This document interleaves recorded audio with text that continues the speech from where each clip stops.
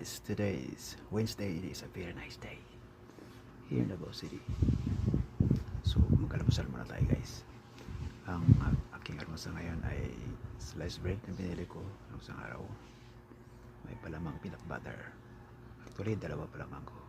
Cheese whiz tsaka peanut butter. But I choose peanut butter. Much better today. With a hot of coffee. And with free biyaya. Libre ito doon sa nabili kong sliced bread sa 7-Eleven. Ito yung nabili kong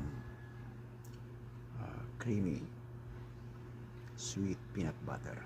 Sweet pala ito, kaya pala mahal. Sweet. Ito naman yung isang nabili ko palaman, cheese whiz. Napaklas na yung yung kanyang sticker. Masarap ito guys. Natikman ko na itong una.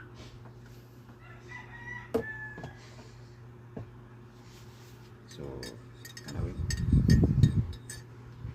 Natikman ang kape.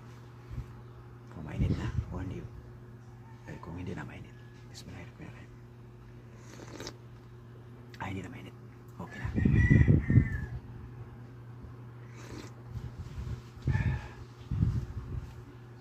Ito naman ang tinapay na may palamang peanut butter.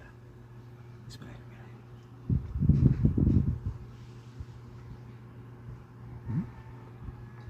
Surprise. Malalamlam siya. Huwag niyo nintihin yung damit ko guys. Malawak talaga yan. Payat na tayo eh.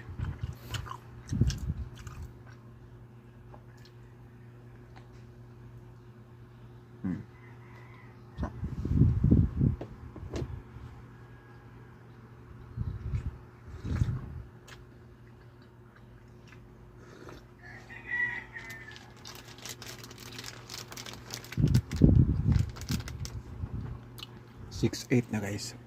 Yan o. Alam mo sa ko.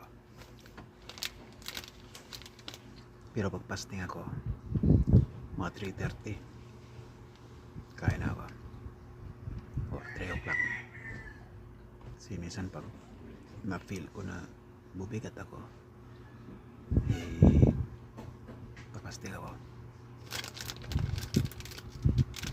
Tikman natin to. Hindi kayang punitin matibay. Gupitan natin. Trabaho itong konting na to. Tagagupit lang ng stick coffee, cream, or yung coffee mate. Saka nito, mga biscuit.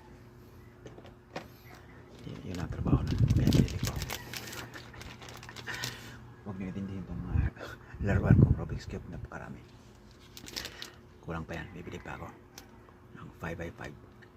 At ituro ko sa inyo kung paano maglaro. So, yan ang pang alis ko ng stress reliever yan eh. So kung gusto nyo magtuto, comment below. Kaya nalay isa lang pala to, pala ko dalawa.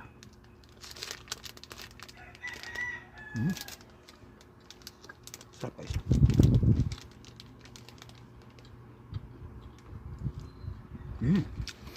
Okay oh. Bake just for you. Biyaya original. Biyaya original flavor.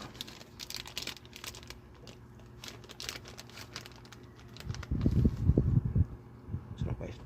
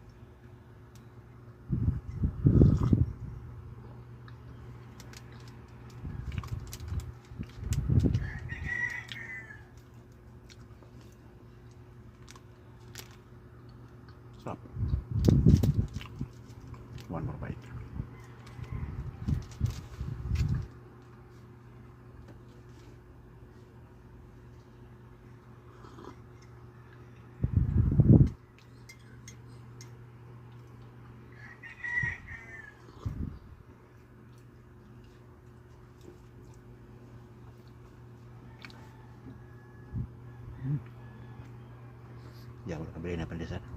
Tinamad ako lumabas.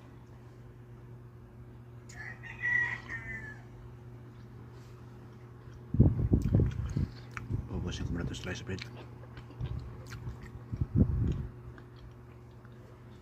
Baka amakin, wala ko rip eh.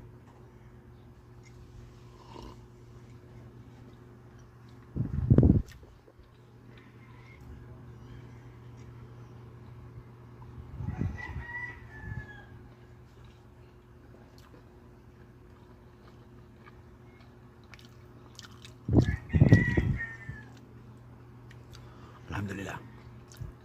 Tapos na yung salad na guys. Salamat sa iyong panonood. Isa.